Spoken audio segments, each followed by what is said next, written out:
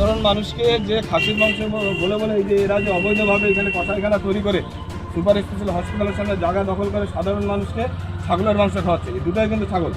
খাসির মাংসের বদলে ছাগলের মাংস বিক্রির অভিযোগ তুলে ইসলামপুর শহরে অভিযানে নামল বিজেপি নেতৃত্ব। রবিবার ইসলামপুরের একাধিক মাংসের দোকানে হানা দেন বিজেপির টাউন সভাপতি চিত্রজিৎ রায় সহ অন্যান্য নেতারা।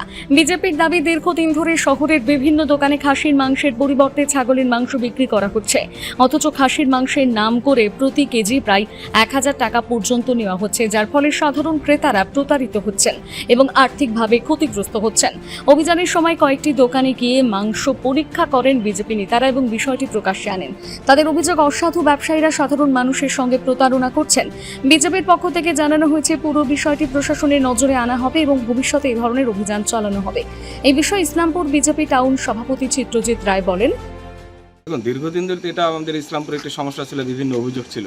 সেই হিসাবে আজকে আমরা সত্যি সেটা বাস্তব কিনা সেটা দেখতে গিয়েছিলাম সকালেই।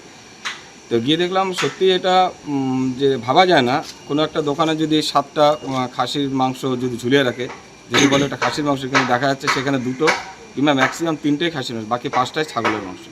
সমস্ত দোকানে এমনও একটা দোকানে গেছে যে 7টা মাংসের মধ্যে 7টাই ছাগলের মাংস। প্রতিটি দোকানে, শুধু 2টো দোকান বাদ দিয়ে প্রতিটি দোকানে বড় বড় দোকান যেগুলোকে বাইরে কাচের শোরুমের মতো সাজিয়ে রেখেছে, সেই সমস্ত দোকানও সমস্ত জায়গায় ছাগলের মাংসই বিক্রি হচ্ছে ইসলামপুরে।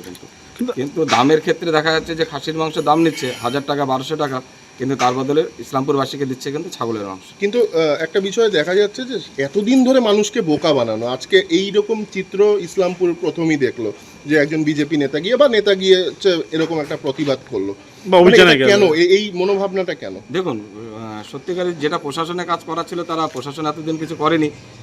দীর্ঘ 20 বছর হোক এই বিষয়ে কখনোই দেখিনি আমি যে একটা মিষ্টির দোকান বলুন কিংবা কোনো একটা গ্রসারির দোকান বলুন, সেখানে এক্সপায়ার হয়ে গেছে কিনা জিনিসটা দেখা দরকার তাদের। কিন্তু গ্রাম এখনও আপনাকে দায়িত্ব নিয়ে বলতে পারি, প্রত্যেকটা গ্রামের মিষ্টির দোকানে যাবেন, সেখানে যে ড্রিঙ্কিং ফুড বাচ্চাদের আছে সেগুলো এক্সপায়ার। মানে কি, শহরে যেগুলো বিক্রি হচ্ছে না, যেগুলো এক্সপায়ার হয়ে যাচ্ছে, সেগুলো কিন্তু গ্রামে যাচ্ছে। সেগুলো নিয়ে আমরা আগামীতে নামাবো এবং আপনাদেরকে দেখাবো।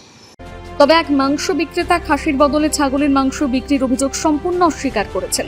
এই বিষয়ে খাসির মাংস বিক্রেতা মোহাম্মদ সালাম বলেন, ছাগল না, খাসি। ছোট মালটা কি ছাগল ছিল না, খাসি ছিল। ওনাকে বললে আমি মানে নেব না, তাহলে যখন আপনি বিক্রি করছেন না, তাহলে তখন কেন বললেন না? আরে তো ভিড়ের সময় মানে কি তর্কাতর্কি কাস্টমারের সঙ্গে আমি কি করতে যাব? আমার চারদিকে কাস্টমার ঘিরে তার সঙ্গে ও তর্ক। উনি তো বললেন চ্যালেঞ্জ করার কথা, আপনি তো চ্যালেঞ্জও করলেন। চ্যালেঞ্জ করতে আমি তো এতগুলা মাল ঝুলেছিল, তো সবগুলা তো খুলে দেখলো, তো সবগুলা কেন না ভাই? আপনি যে কয়েকটা নামাতে আপনাকে ভিডিওতে দেখা গেছে, ওগুলো কি মাল ছিল? ছোট খাসি ছিল। ছাগল ছিল না? ছাগল কোনোদিন বিক্রি করেন না? না, আমি আজকে 32 বছর থেকে দোকান করি। এখন কত টাকা ওরা কেজি নিচ্ছেন? 1000 টাকা। 1000 টাকা কেজি কি কোথাও কি রেগুলেশন হয়েছে আপনাদের অফিস থেকে? হ্যাঁ, ইসলামপুরে হয়েছে। আমি বাইরের তো কথা বলবো। ইসলামপুরে কারা করছে 1000 টাকা করে বিক্রি করতে? কারা করতে বলছে বিক্রি করতে? দোকানদারগুলো। দামটা বাড়াইতে কে বলে? দোকানদারগুলো। আপনারা নিজে সংগঠন আছে নাকি? হ্যাঁ, দোকানদারের সংগঠন। যেরকম 20টা দোকানে বসে মানে কি কথা হলো রেটের বিষয় কি হবে। না, এই রেটটা বাড়ার মূল কারণটা কি? ওই যে গরু বন্ধ হয়ে গেছে, তার জন্য মাল পাওয়া যাচ্ছে না। মানে ওটাতে একদিন কুরবানির জন্য ছিল, ডেলি কি কুরবানি হচ্ছে? বাজারে মাল যে রেটে কেনা হবে ওই রেটে না বিক্রি হবে। আমি 10 টাকা কিনে আর 9 টাকা তো বিক্রি করবো না। গরুর সাথে খাসির কি সম্পর্ক আছে? সম্ভব কেন আছে না?